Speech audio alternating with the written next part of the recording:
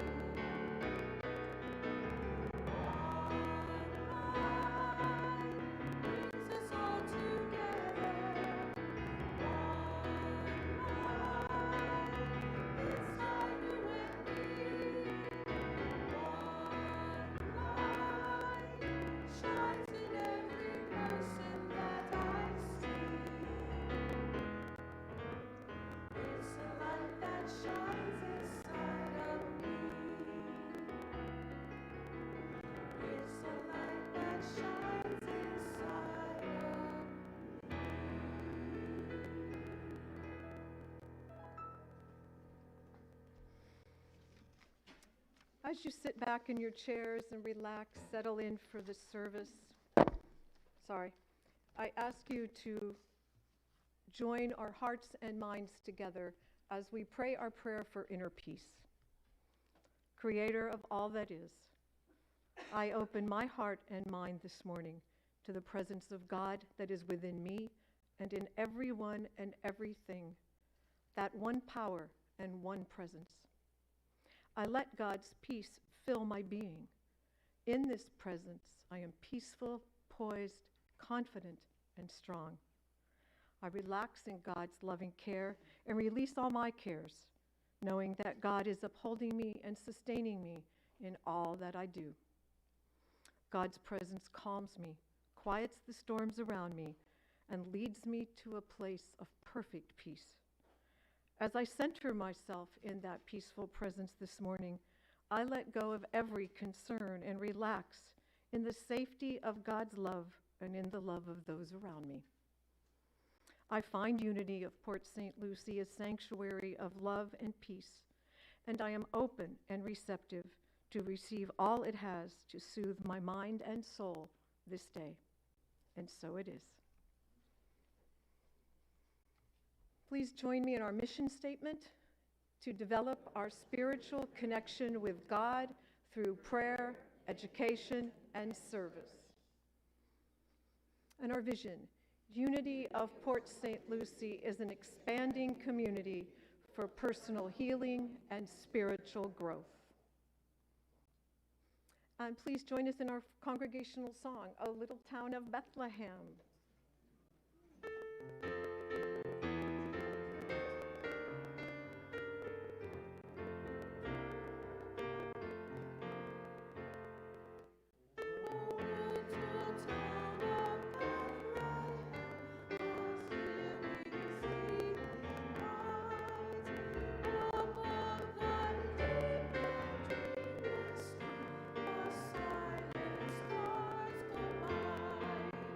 Yeah.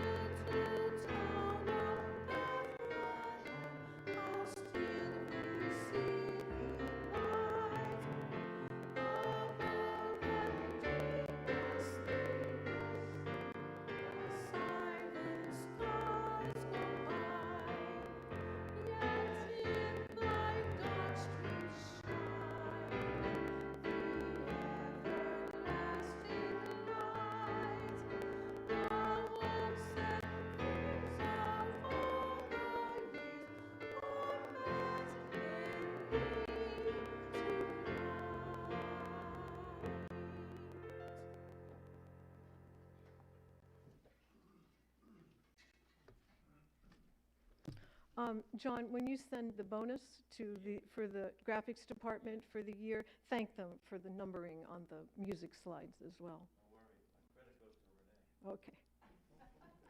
All right, the reader's supposed to be Dinah. I don't see her. Do I have a volunteer for the Daily Word? Great, Marvia. Oh, Marvia? Shanetta? Okay, fight it out, ladies. Just somebody come up and...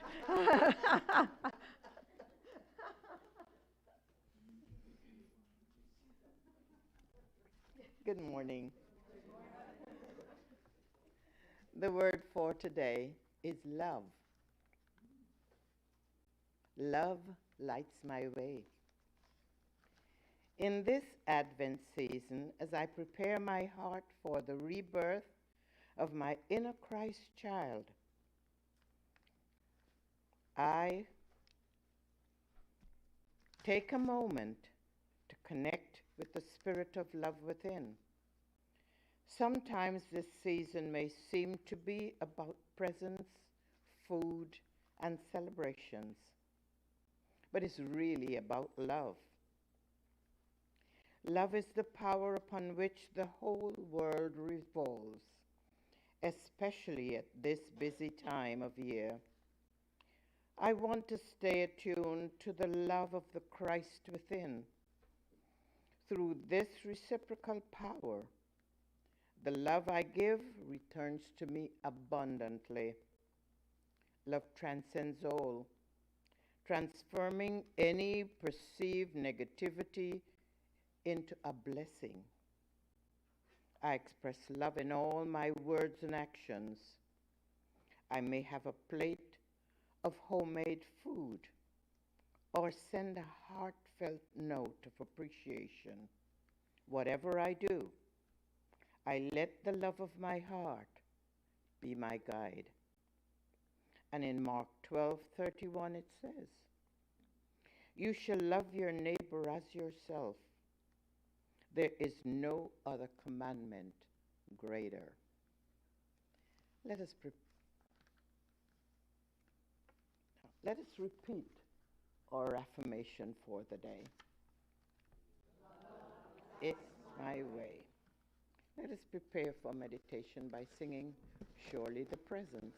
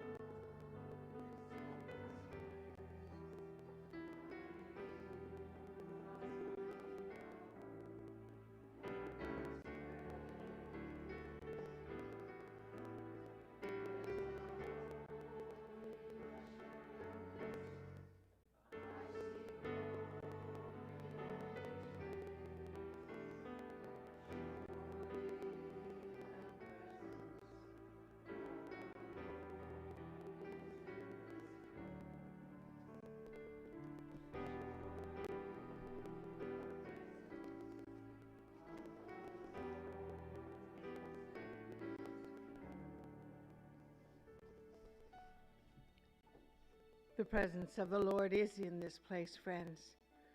So I invite you now to close your eyes and begin to relax as you simply take that fact into your awareness.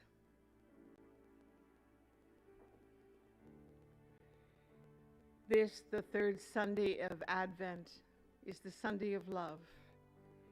And in that spirit, I share with you a meditation on love. Allow these words to become your words. I focus my energy on the energy center of love within my body, in and around my heart. To attune to this radiating center of love, I place my hands over my heart while envisioning a soft, pink glow. Divine love is my name. Divine love is my true nature. I gratefully acknowledge that the well of love can never run dry, for the source of love is eternal. Under the influence of love, I awaken to more love than I have ever known before. I call forth the magnetizing power of divine love. My thoughts are magnetic. Whatever dreams I am holding, I send through them the pink light of love. I center myself in realization that the dreams I have planted and I am devoted to must bear fruit by the magnetizing power of love. I call forth from within me the harmonizing power of love. Love harmonizes my thoughts, words, and actions so that I see things rightly and bring about good. I see myself, others, and all conditions through the lens of harmonizing love. I express love by seeing the good everywhere. I am the harmonizing power of love. I call forth from within me the unifying power of love. I am divine love, unifying my thoughts, words, and actions until I know only oneness. I see myself in others, others in myself, and God in us all. For I am one. I send out from within me the pink light of love, blessing me, blessing all people, blessing all life. I am the power of love. Let us take that affirmation into the silence together, friends. I am the power of love.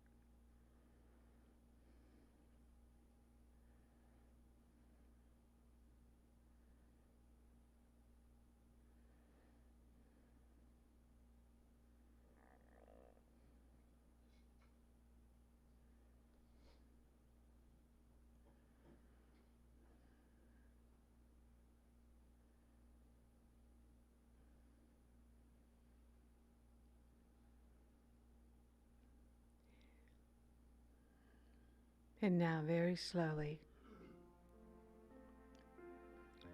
very gently, begin to return your attention to the outer, here in this room, bringing this experience with you, awakening and quickening the power of love within you. Open up your eyes and join together with your spiritual family, singing about the bond of love.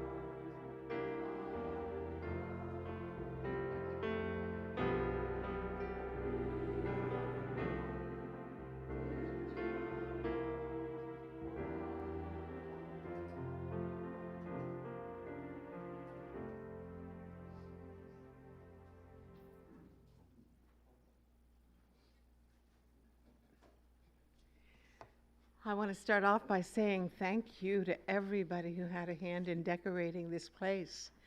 It is so festive in here. It made me happy just walking in the door. I always get happy when I walk in, but I was happier today because of all the bling. I especially like those bells on your keyboard, sir. Yeah, a little bling. Looks good on you. Love is in the air, friends. When I was kind of creating this talk up here, you know, it was coming together in my head over the past week. I went online and I was just looking at ideas, and I found this Irish hymn written well over 1,000 years ago that I've never heard. But I think it speaks to my point today perfectly. So let me just read the lyrics to you. An old Irish hymn, well over 100 years old.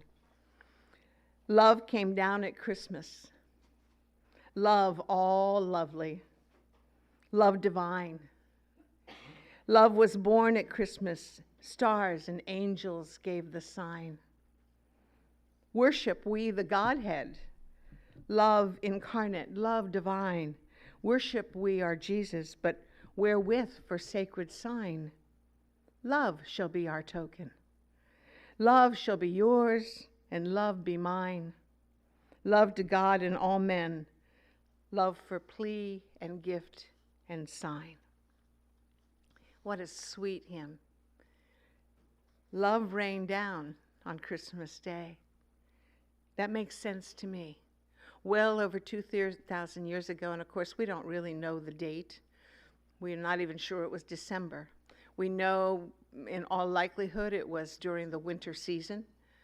We know that, but we're not sure the year either. So a very long time ago, on some lovely night, the man Jesus was born. The date was ultimately placed on December 25th because there was already a big celebration happening on that date. Winter solstice was being celebrated on that date, and it made sense then to add the Christmas story to that celebration, to that reason for celebrating, because after all, Jesus, the birth of Jesus, is about change as well, is it not? Solstice is, but so is the birth of Jesus. In fact, Jesus' birth bookmarks a change, maybe the biggest change ever in the history of the world.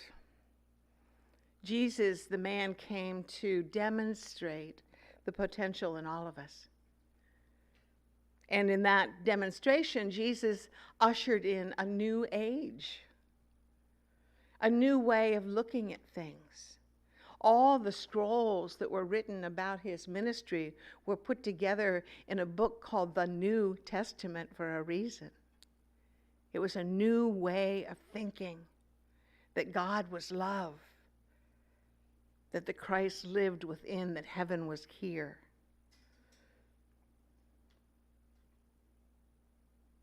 The potential that Jesus came and demonstrated is the same potential in all of us, friends, in all of us. It's true, you can say, well, he demonstrated kindness, humility, justice, honesty, and it's true. All of those are true, but if you think about it, every one of those attributes stems from love. You can't have kindness without love. You know, you can't be just without love. You can't be humble without love, etc. It all goes back to love. Love is the foundation for all of it. And it's interesting, if you think about it, at least it was to me, that the night on which Jesus was born, as characterized in the stories, the night itself is a very peaceful, loving night. Every single solitary image we sing about, talk about, think about, involves this setting which is ethereal, serene. It's a starry night. There's a glorious twinkling star bigger than any star people have seen before. There are shepherds grazing peacefully nearby. Sheep grazing peacefully nearby. Did you catch that? And maybe the shepherds were grazing as well. I don't know. Sheep, very peaceful animals grazing nearby, shepherds watching over them, cattle lowing in the barn that held the manger. There was a sense of love in the air. And that's the way it is, friends. That's the way it is when love rains down on us. The moment that we decide to demonstrate love, to feel love, to experience love, to be loving, our environment becomes loving as well. Isn't that interesting? Jesus has always stood for love in my life. How about you? Yeah. The kind of love that seeks out the good everywhere. The best kind of love. Seeks out the good everywhere in all people, all the time. And that kind of love has a magnetic power. A magnetic power. It attracts more love to it. The magnetic power of love, it is said, is the greatest power known to humankind. I believe that that's so. I believe that's so. God's greatest gift, I believe, is this gift of love, represented by Jesus. And on this particular holiday, we pay it forward, big time. Think about it. We love a little longer, maybe, a little deeper, a little more often. We love in unexpected ways. For example, when we put that envelope in our mailbox for the mail carrier who's been taking care of us faithfully all year long. When we slip a little something and attach it to the garbage cans or run out and greet the people who take that trash out of our environment every single week of our lives. Thank you, God. We drop our loose change and maybe our bills into the bell ringer's bucket as we smile and say Merry Christmas.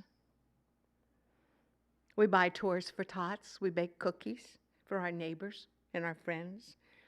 We send Christmas cards, notes, texts, Snapchats to our friends. We post well wishes on Facebook. Many of you already have.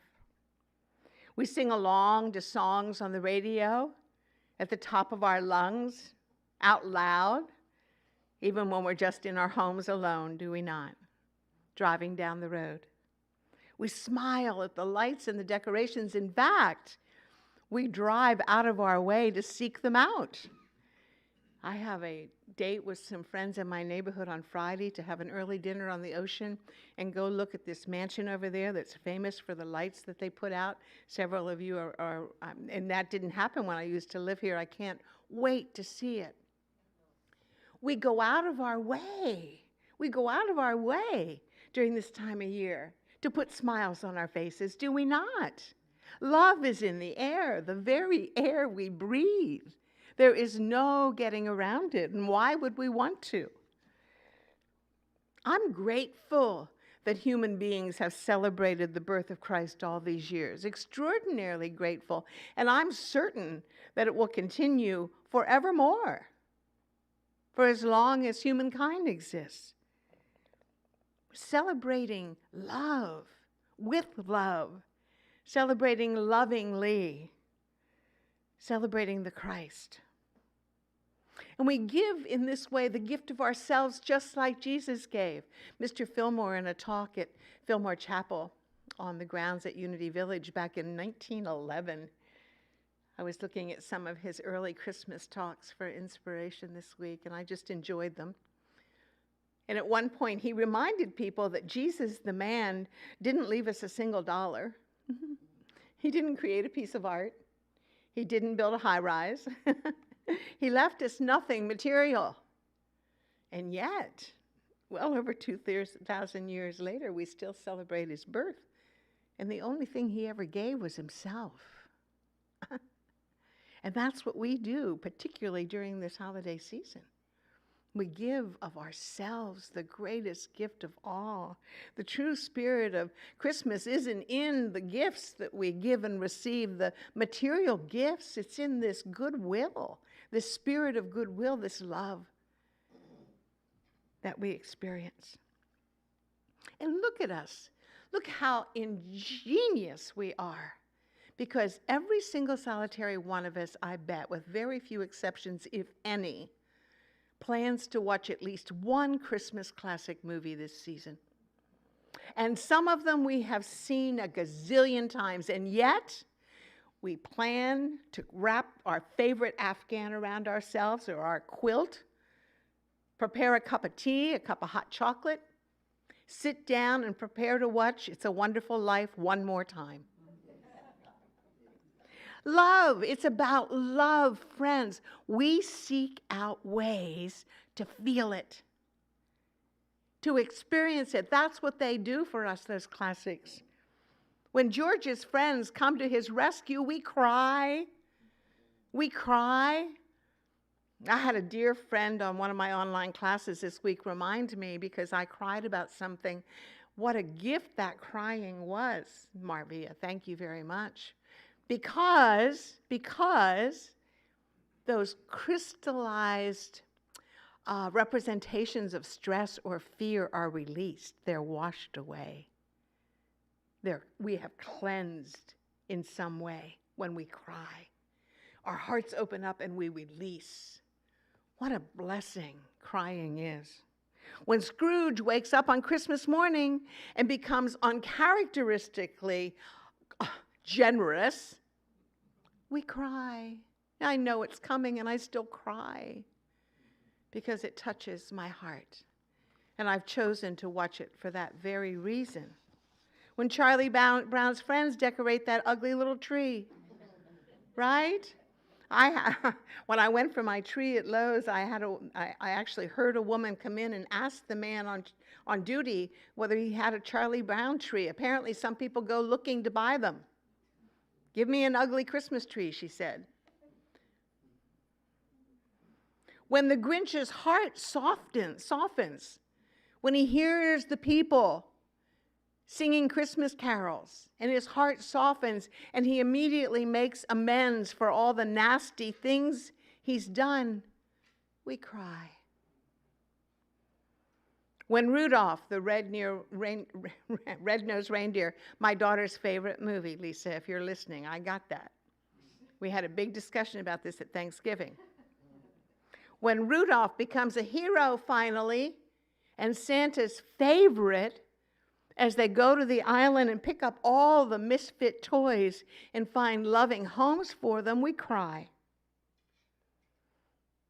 Christmas movies. When I was doing my research, I discovered a new one called Klaus, K-L-A-U-S. If you haven't seen it, give yourself the gift of a new Christmas classic this season because it's wonderful. It's only about 2 years old, and it is wonderful. And it's free. And then there are the Christmas stories. There are Christmas stories that we maybe not read anymore, but we think of them. People like me remind us of them. My favorite was always The Gift of the Magi, written about 1905 by one of my favorite authors, O. Henry, in New York City, published for the first time in New Yorker magazine. What a beautiful story. A story about a lovely, lovely young woman with long golden locks, beautiful hair, who was pining because she couldn't afford to buy her husband a gift. And so she sold her hair. She had her hair cut off, and she sold it to get just enough money to buy him a gift. And when she handed him the gift, tears in her eyes for the loss of her hair, he had his own gift in his hand. And he slowly broke into a smile and held her, and he said, "Look at us. I've been saving for a year to buy you the 2 combs for your long hair that you have been longing for." And they held each other, and I cried. It's all about love. Friends, love is in the air. I love stories like this. Do you? Love them so much. And you know, when I was a little girl, my mother got the Reader's Digest, and they used to pile up They were all over the house, and she loved that magazine. I think it was the only respite she got from 5 or 6 noisy kids running all over the house was her Reader's Digest. And you could always turn to Reader's Digest to find a heartwarming story or a good joke. Always. You could count on it. So I want to share a story this morning that came from Reader's Digest. Let me read it to you. I knew I wasn't supposed to be quite so excited because I was too old for that. At age 11, the oldest and my mom's grown-up girl, I had to keep my cool. I was in middle school after all. But every chance I got when I was alone, I checked every present under the tree. I read every tag and felt every package, guessing at the contents within. I had examined each gift so often that I could tell which present went to which person without even looking at the tags. It had been a tough year for my family. Whenever my mom looked over at the tree and scattered presents, she'd sigh and warn us, "There won't be as much for Christmas this year, children. Try not to be too disappointed." Christmas had traditionally been a time for my parents to spoil us. In years past, the presents would pile up and spill out from under the tree, taking over the whole living room. I had heard the phrase, "Giving is better than receiving," but thought that whoever said that must have been out of their mind. Getting presents was the whole point of Christmas. It was the reason I couldn't go to sleep the night before. So on Christmas morning that year, we eagerly waited in the hallway until Dad told us everything was ready. We rushed into the living room and let the wrapping paper fly. We made weak attempts to wait and watch while other families opened their gift, but as time passed, we lost control. "Here's another one for you," said Mom, as she handed me a package. I looked at it, confused. Having spent so much time examining the presents before Christmas, I recognized this one. But it hadn't been mine. It was my mom's. And here it was in my hand, a new label on it with my name written in my mother's handwriting. "Mom, I can't." I was stopped by my mother's eager, joyful look, a look I couldn't understand.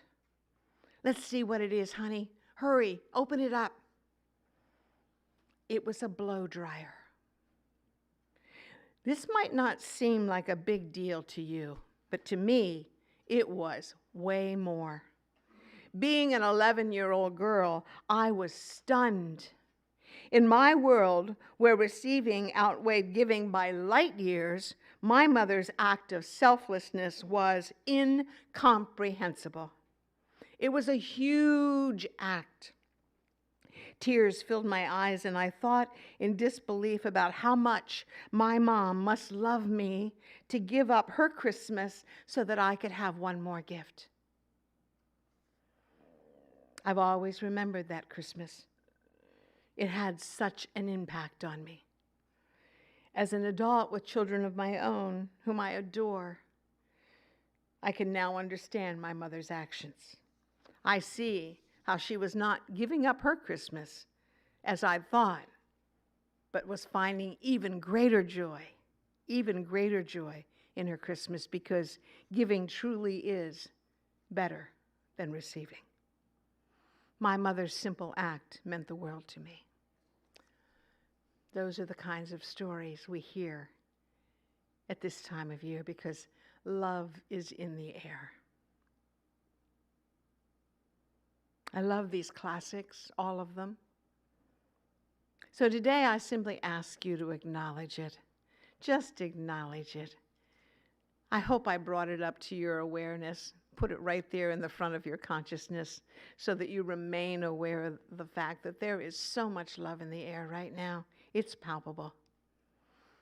Love others. Don't forget to love yourself, friends. If just a momentary, fleeting experience of sadness or depression comes along, look for love. In whatever way you have to, find it. Find it in prayer, find it in a movie, find it in a story, find it in twinkling lights, whatever it is, wherever it is, find it, because love magnifies. When you feel love, you attract more love. That's the magical thing about it. Reverend Winifred Hausman, Unity minister, I was reading some of her work this week, and I found this statement she made about the magnetic quality of love, which I think is lovely. She says, your desire to know more of love, to awaken this power to a greater degree in your life, not only increases your understanding of the subject, it also develops your working knowledge of love. The more you concentrate on the idea of loving, the more you desire to become the magnetic person who expresses love from a deep inner conviction. Love is in the air, friends. Can you feel it? Yeah, I can too. It makes me happy. It makes me smile. Love is a feeling of goodwill toward men. Don't forget to extend it to yourself. And let me leave you with this magnificent expression I found. Blessed is the season which engages the whole world in a conspiracy of love. Amen. Thank you.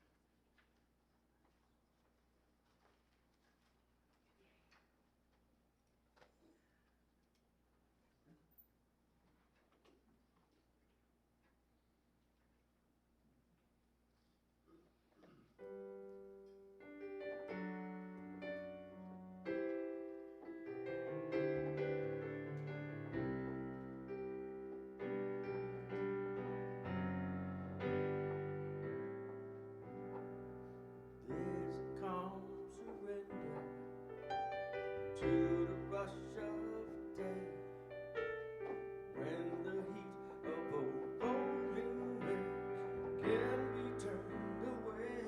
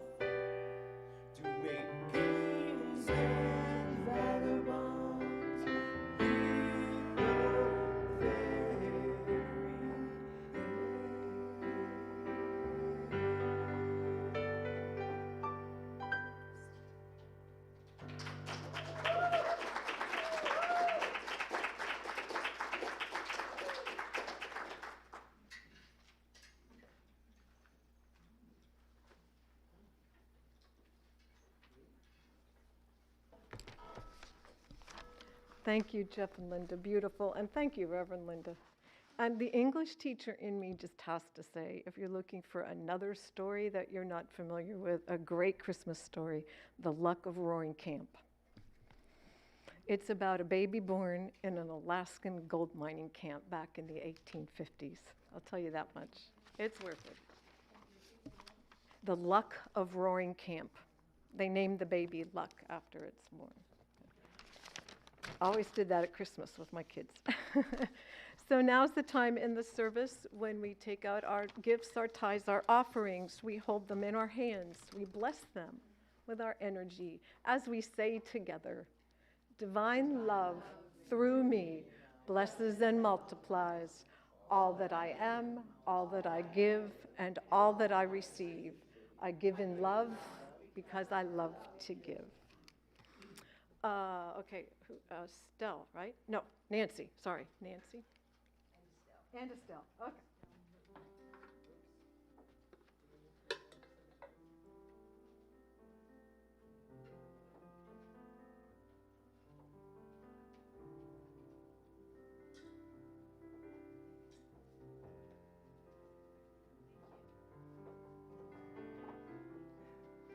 Is Eve in the house? Yeah, there she is. Eve is in the house. She's going to be our prayer chaplain after the service. She'll be over by the conference room or the area over there for some, if you'd like to share some affirmative prayer with her.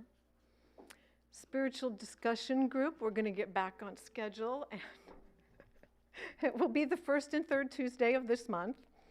Okay, so the next one will be next week. Chair yoga with Lana, Mondays and Wednesdays at 10, right here. Prayer circles, Thursday morning at 11.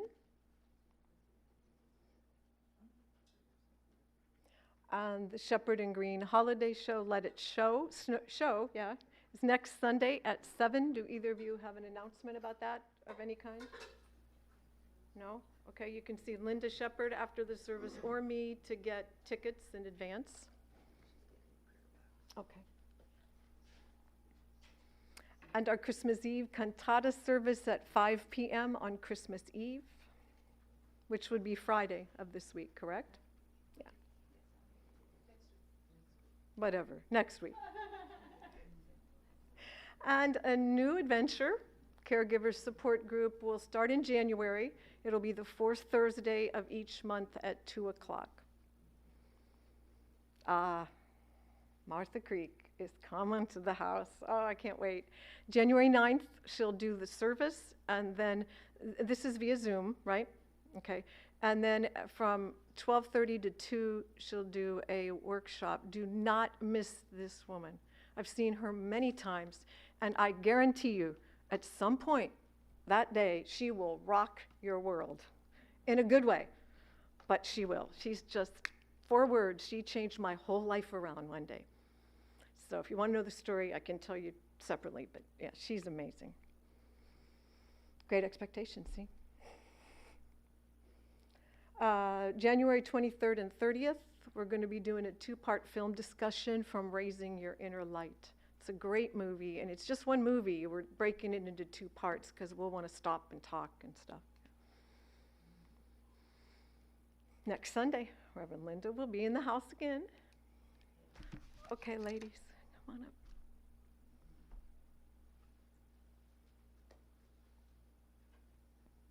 Creator of all that is, we bless every single person sitting here today, everyone out watching us, and everyone on our hearts with the love of this season, the peace of this season, the joy of this season.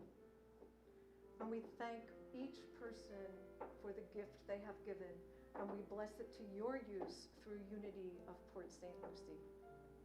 And for every request in the prayer box, every concern on everyone's heart, we surround all of those people with the healing, the comfort, the light, and the love that we know is theirs. And for all of this, we say thank you. And so it is. Amen.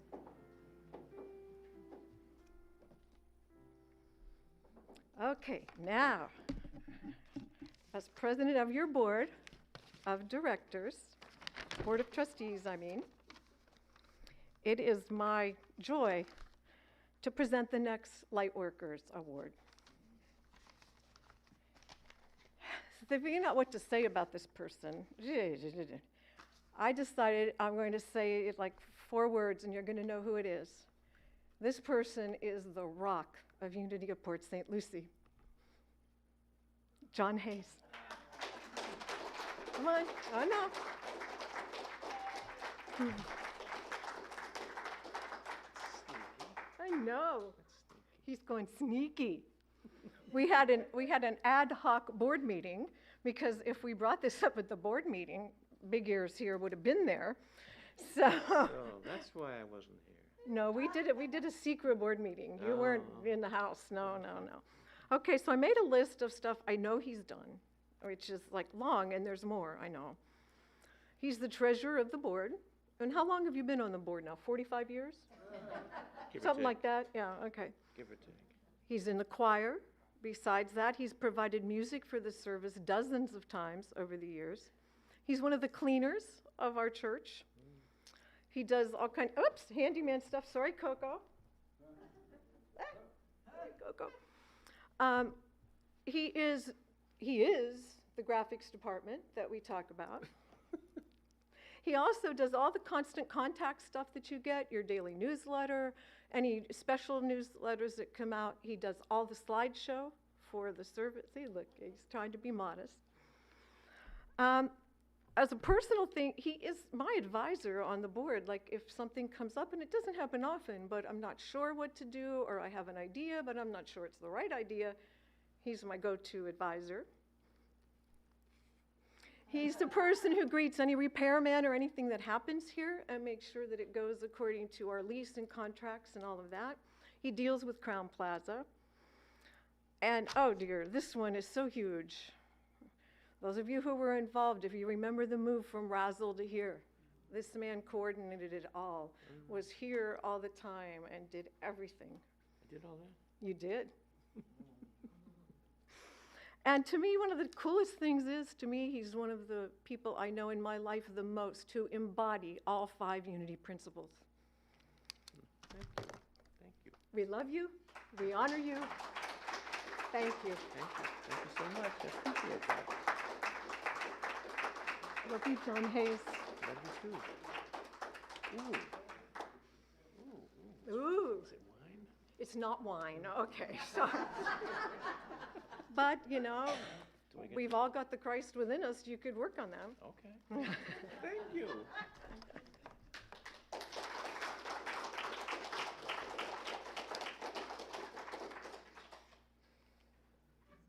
And now I say thank you to anybody who came early, stayed late, all the people who decorated, anybody who had a hand in the service. So thank you for all of that.